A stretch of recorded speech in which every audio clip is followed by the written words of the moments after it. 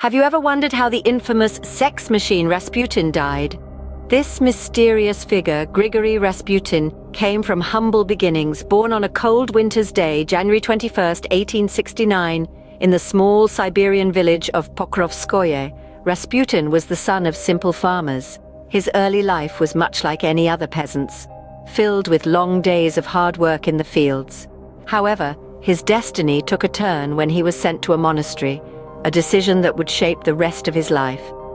From the monastery, Rasputin began his travels across Russia, a journey that showcased his remarkable intelligence and eloquence. His words, as captivating as they were, won him admiration from many who crossed his path. By the time the late 19th century rolled around, Rasputin had become more than just a farmer's son from Pokrovskoye. Thus began Rasputin's journey from a simple farmer to a figure of national importance. In 1905, Rasputin's life took a dramatic turn. A relationship began to form between the Russian mystic and the royal palace in Moscow, and soon enough his name was intertwined with a slew of major scandals. Rasputin was a man of many talents, but perhaps his most notable supposed skill was his alleged ability to heal.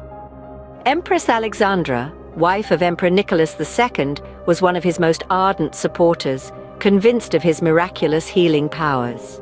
These powers were believed to have helped her son, Crown Prince Alexei, who was afflicted with hemophilia, a condition that hinders blood clotting. But with influence and power come rumors and scandal, and Rasputin was no stranger to either.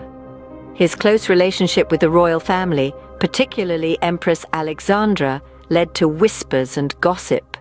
He was given nicknames such as the Sex Machine, and was even rumored to be the lover of the Tsarina. While the first nickname might have been an exaggeration, the latter was completely baseless. In the eyes of the public, Rasputin was a dichotomy. Some saw him as a holy man, attributing to him an aura of divinity and reverence. Others, however, were less kind in their assessment.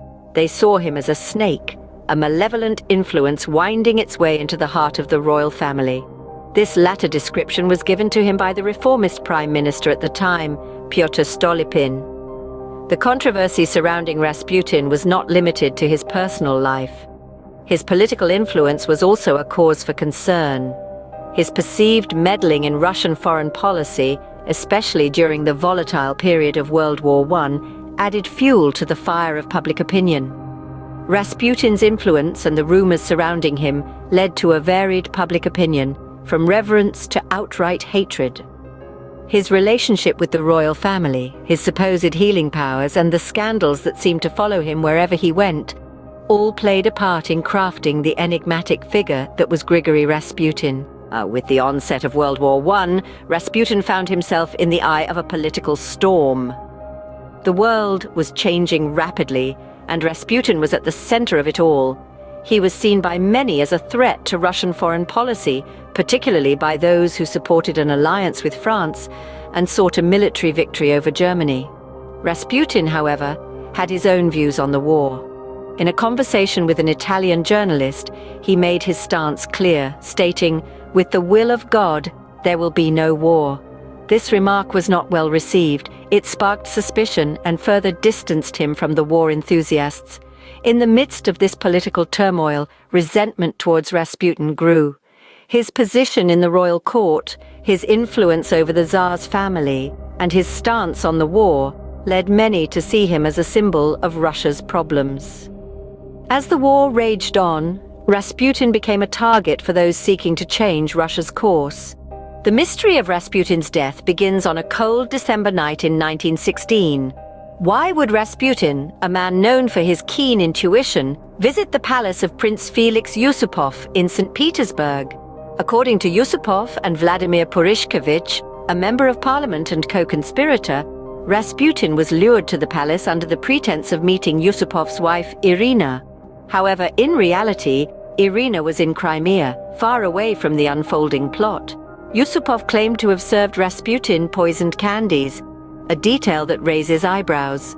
Those who knew Rasputin well were aware of his aversion to sweets, which he believed hampered his abilities. Yet, according to Yusupov, the poison failed to kill Rasputin. The plot thickened when Yusupov opened fire on Rasputin, only to find him still breathing. It was then that Purishkevich took matters into his own hands, shooting Rasputin until he was certain of his death. Palace guards later reported hearing a series of gunshots, corroborating the account of a violent end. Yet the official cause of Rasputin's death, as stated by the autopsy physician, was a bullet to the abdomen, resulting in severe bleeding. This contradicts the multiple gunshot theory, adding another layer of intrigue to an already complex tale. Some narratives suggest that up to 5 aristocrats took part in Rasputin's assassination, spearheaded by Yusupov. Yet others believe the number of participants to be much higher.